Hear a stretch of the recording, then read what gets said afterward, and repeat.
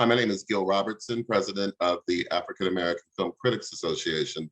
Today, we are talking to the delightful actress Nicole Leakey, star of the AMC series Mood.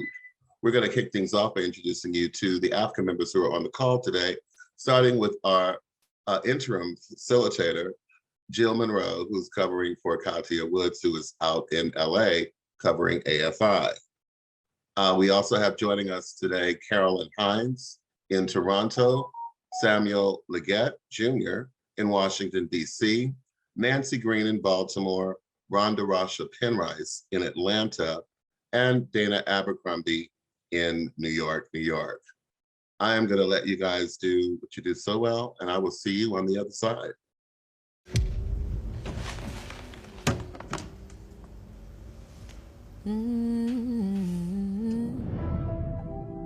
Sasha, can I have a word? About what? You came in at 3 in the morning. There was shouting, rapping. Recording your EP that no one's ever going to listen to. Why are you so angry all the time? What's happening, boys?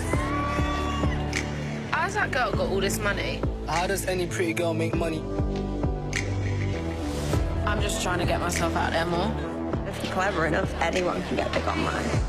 I'll teach you if you like. You just gotta play the game. You're gonna be famous. Look at how many views. We're the ones in charge, do you know what I mean? I am just trying to live my truth. Oi!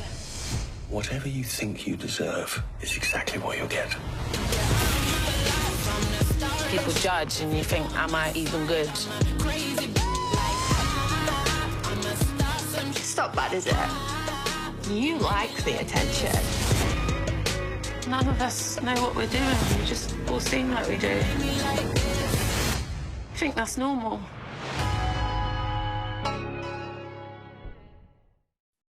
Hi, Nicole. I'm Carolyn. First, here's what happened on Carolyn Talks podcast. Thank you so much for joining us today. I really enjoyed the show. It's not what I was expecting at all. And so for my question for you is I'm gonna ask you to say 5 words that you would use to describe Sasha and the show. Like for me, the 5 words I would use to describe the show are spiral or spiraling, identity, insecure, insecurity, betrayal, and also forgiveness, like especially forgiveness of oneself. So there's a lot of themes that run throughout this show, and you tackle it from a female perspective, but also from a biracial female perspective and a feminine, a sexually free female perspective. So for you, what 5 words would you use to describe Mood, and why would you use those words? Okay, those 5 words you used, by the way, were brilliant. So I would go with sassy, because I think she's got a lot of sass, a lot of energy. I would go with trauma, because she is, or traumatic, because she is running from this traumatic past that she's kind of unaware of how much it's crowded her whole life, and she frames it totally differently until you sort of find out across the series.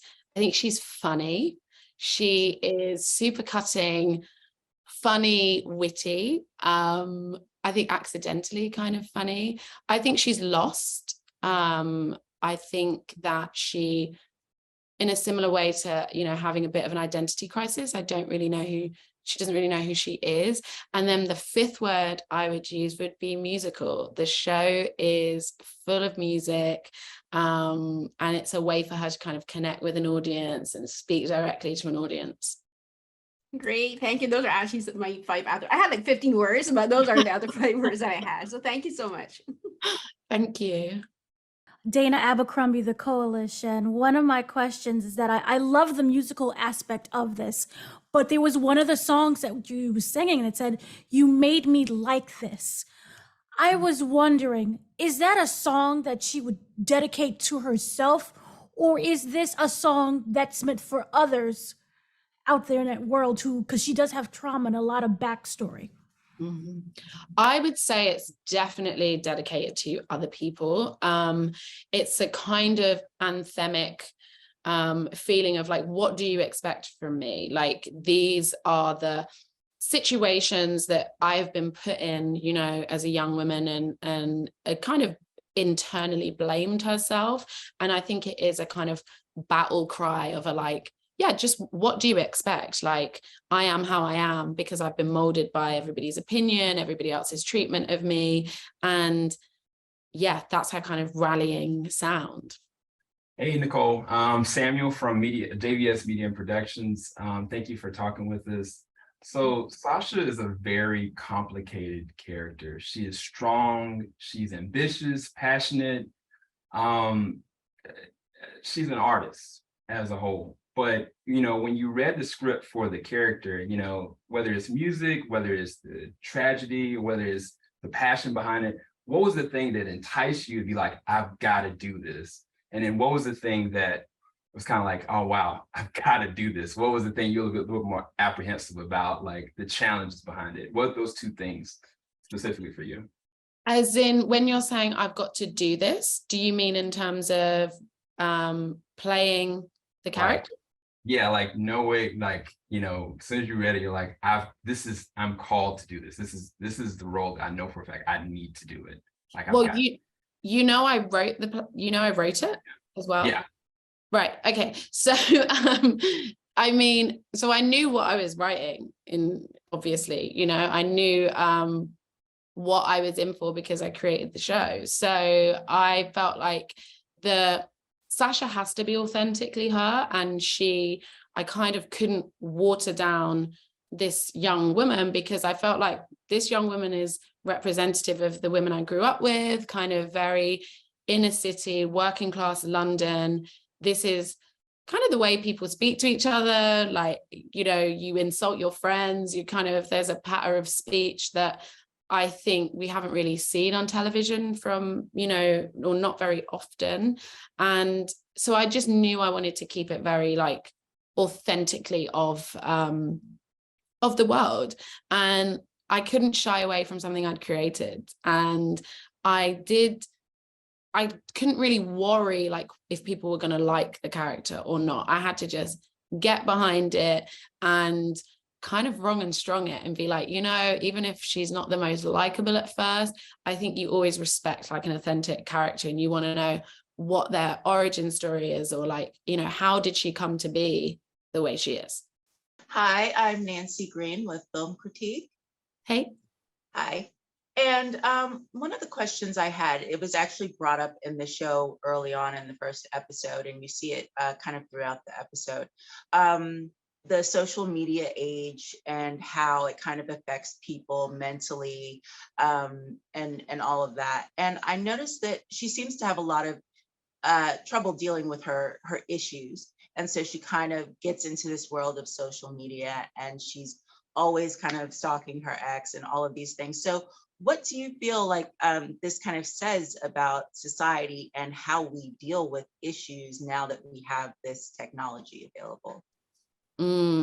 I think Sasha is essentially running from her issues. You know, she's very much suppressing them, burying them, and is, in a way, I think she's looking to social media to kind of save her. You know, I think she looks at it and thinks, if I was like this person, I wouldn't have all of these issues. And I think at the moment in society, that's kind of how a lot of people can be, you know, very much a cast and compare situation. You know, I'm like this, but if I was like this person and how they live their life, maybe my life would be so much better, without knowing really what the veneer, you know, really understanding there's a veneer on social media, and actually you have no idea what's going on in somebody's life. It's not indicative of whether somebody's having a good day or not. So I think that is something that really was important to me, and kind of addressing social media and going, how are people interacting with it nowadays? And I think it is this element of, it's this gloss of what it can kind of promise you. And I think that's quite a dangerous path if you're going to base your kind of emotions on how well you're doing on social media, or how many likes you have, and whether you're popping or not, you know, it makes you feel a certain way. And I think Sasha's trying to achieve something to kind of make her feel better in her real life. Nice. Thank you. And very interesting show. Thank you. Hi, Nicole, Jill Monroe, Access to the Light.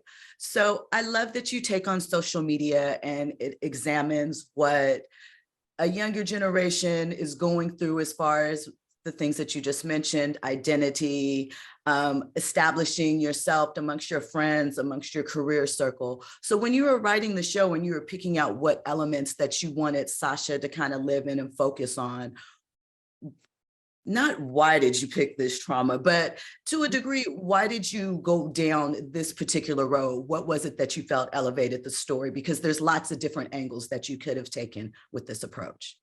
Yeah, I think that's a really good question. So I kind of the trauma she's kind of running away from, what she doesn't really want to acknowledge, came from me feeling like, again, this entanglement between like sex work and women being sexual and being slut shamed and all these kind of things. And it made me think about like when I was at secondary school anyway, these, you know, teenage girls that were dating much older men, which is abuse, you know, and we did not frame it like that at all. You know, we kind of thought, oh, this, you know, it's a 13-year-old and she's going out with a 20-year-old. And we're like, so cool. Like he's got a car and he's got this. And it was a totally different perspective on it than that I have now as a woman, you know, looking back, and I'm like, no, that actually was not okay and was illegal. And so I knew I wanted to kind of explore that in her kind of consciousness, and she's done this thing that she thinks she's so to blame for, compared to, you know, actually she was the victim, and that's what she kind of figures out across the series, really, that what she's carried this you know, this oppression on herself and thinking she's kind of bad. It isn't, you know, it's not her fault. So that was kind of where the idea came from, in terms of me wanting to look at this thing that was very much, you know, accepted when I was growing up, of just like having these older men kind of dating, you know, young girls, which I think can be a real issue in communities and is kind of not looked at in the right way. And you end up getting kind of slut shamed, as opposed to going, no, you were exploited, or you know, these young girls are being kind of exploited by men. Hey, Nicole, I absolutely love the show. I'm so happy that you're here talking with us. I have so many questions for you, but one of the things that I'm curious about, just in general with the format of the show, I noticed in, you know, the UK, especially among Black creators, it's kind of like this hip opera type thing going on. Where does that come from? Like, is this a trend? I mean, I know at least 5 projects that are like it, and but up until now, it hasn't been female focused, at least what I've seen. And what projects? Because I'm curious. Well, I think about Blue Story, I think about Jungle, and there's a few more, but it's like, you know, you're in these kind of urban situations, then people break out into songs or raps, and it's like really kind of exciting. Yours, I believe that yours is more organic in the sense that she is a singer, and so being in the studio kind of just lends itself. I mean, I know here in the States, we have a long history of these types of films, but it just seems like just all of a sudden very concentrated to me. Well, I guess I'm not sure if it's concentrated, only in the sense that I think now, since the show's kind of been in development and been out, some other shows have maybe cropped up, which I think maybe commissioners and people are being more accepting of musical based shows like it. But it's still not very many. Like Blue Story was a film. I haven't seen Jungle yet, but I know that, you know, that's recently just come out. And I think we had a series years and years ago that I kind of grew up on that was a show like that. But typically in the UK, we just haven't really gone there. But I think you're right. I think there's like an appetite at the moment, where it might be also to do with, you know, more Black creatives being able to be in charge and create the work they want to see and tap into that side of things. I would like to think that's what it is anyway. Hi, Nicole, Carolyn again. So my second question is kind of tied into my first one where I mentioned 5 words. So something that I thought was very interesting with this show is that because Sasha is biracial, there is that she is having an identity crisis where she feels like she doesn't fit in amongst her family, which is just her mom, her stepdad, and her stepsister, which are white. And then as she starts to spiral, she becomes more surrounded by white people. Or if there is other people of color, they're not really people of color who are supportive of her, you know. But then at the end, like, she does find her community, and I thought it was really interesting that she finds community and acceptance and love and forgiveness, and she's able to find forgiveness for herself through her connections to Black people. It's kind of like she starts one arc kind of lost amongst non-Black people, and then she finds herself amongst Black people, and she finds solidarity as well as people who inspire and support her art. Was that intentional in when you crafted the story, and then especially when you started to do casting for the show? Like, was that your intention, or is that just something that happened organically? I guess it's interesting. Yeah, I think it happened more organically in the sense that I really knew I wanted to kind of tell this story of like somebody like Sasha in a family where she almost feels like an alien in her own family. I was quite fortunate to, you know, have siblings who looked like me and very connected to my Jamaican heritage and things. And I have biracial friends who grown up quite differently, like not in London, maybe surrounded by white people, and definitely seem to have that kind of identity crisis, you know, not really knowing their Black culture, or even Black family members, you know. And I think their experience is so different to mine. And I really wanted to look into that. But I mean, she's always been close to Melrose, the woman who's in the church, you know, a friend of her grandmother's. So I think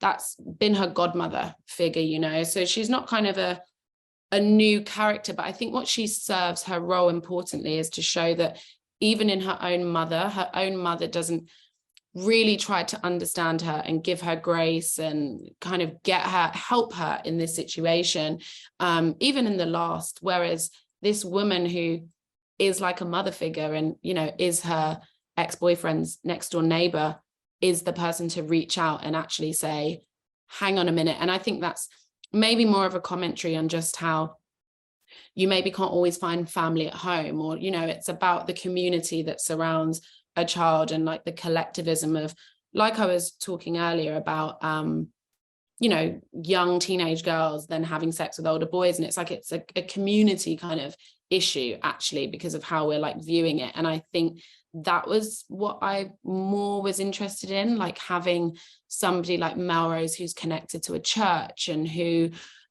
feels that sense of community in a way that her own mother can't or won't, and kind of really has probably ignored her identity in the sense of like how it must feel like being the only, you know, Black person in a family, you know. Yeah, I completely agree. And I thought it was really important that Melrose was also the one who to identify that what happened to her was abuse and it was rape. And she was like, you're a child. So I love that you had a Black woman be the person to give her that kind of validation.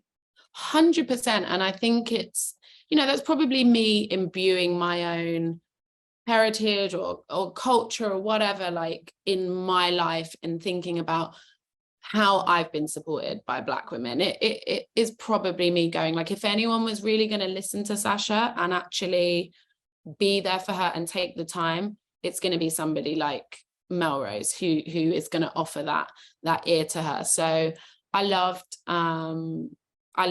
Melrose as a character, like really did. Thank you so much. Thank you. One of the things that I loved also about the musical aspect, you have a lot of internal dialogue that I feel the character really wants to say but doesn't allow herself to say it. Can you talk about balancing the internal with the external? How was that decision made? It was, yeah, I guess it's a balancing act because you're right. It's like, how much do you really reveal? Like, at what point do you find Sasha? Is she in a space where she even really knows what she's thinking at this point? Is this real subconscious kind of internal dialogue going on for herself?